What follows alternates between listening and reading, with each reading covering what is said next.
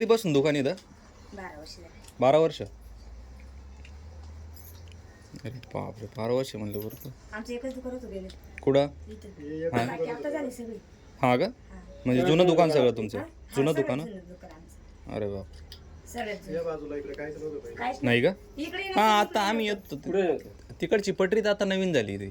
ती पट्टी पहिले एकच पटरी होती ती तर आता झाली. ती पट्टी आता झाली स्टेशन आता झालं 2-3 वर्ष झाले. हम्म. पहिलं स्टेशनही नव्हतं तेव्हापासून आमचं दुकान. आम्ही कधीच कुठं वडापाव खात नाही. इथं आलं का वडापाव खातो फक्त बस. आणि डबल तर विषयच नाही कधी. सगळं इथं म्हणजे सर्व जुने दुकान कंपाईन नाश्त्याला वडापाव भेटतो हातून एकदा ते खात नाही कधी. आता या बाई आपण पाहतो उंबरमाळीचं दुकान आहे. आमचं दुकान पहिलं तिथं रोज सकाळी नाश्ता. तुम्ही कोणतं गाव बोलले? आंबेवाडी. आंबेवाली. आंबेवाडी कळसुबाईच्या खाली. कमी पाणी होत एवढं झटकले नाही वाशी तर मग झटकाय गेलं का. हे बाई उंबरमाळीचं एकदम मस्त छोटंसं दुकान आहे. वडापावचं गाडी त्यांची गाडी नाही दुकानच आहे. हे बाई सगळ्यात जुनं दुकान आहे वडापाव सेंटर. आणि हे कुठं आहे माहिती आहे का? कसाऱ्यापासूनचे पुढचं स्टेशन आहे ना उंबरमाळी. हे लोकेशन उंबरमाळी स्टेशन आहे. तुम्हाला एक छोटासा रूट पण सांगून देतो आज. जर तुम्ही नाशिकवरून मुंबईला जायचं असेल तुम्हाला तर महामार्गावरून बस पकडू शकता.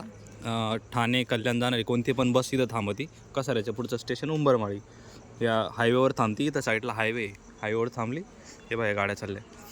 तिथून इकडे यायचं स्टेशन वा इथून फक्त 30 रुपये लागतात मुंबईला जायला. आणि व्यवस्थित तुम्ही जाऊ शकता बसनी आल्यानंतर इथून रेल्वेने तुम्ही जाऊ शकता आरामात.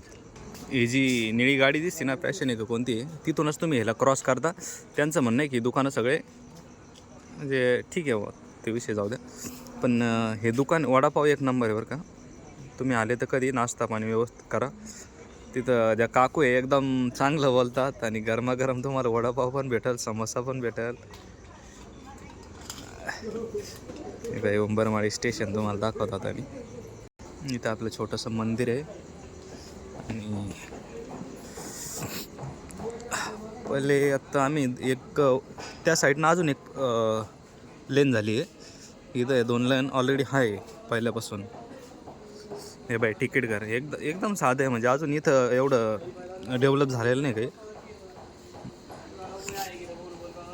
इकडं ह्या साईडला गेलं तर कसारा आहे.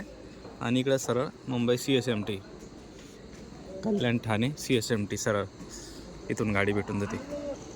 आम्ही जेव्हा पण येतो इथं वडापाव खातो म्हणजे खातो. तसंच आज पण फायनलचे पेपर होते आज. म्हणलं चला जेवण नाही केलं काही नाही सकाळपासून. 1-2 वडापाव खाल्ले. आत्ता 11:30ला पोचू आम्ही आरामात ठाणे.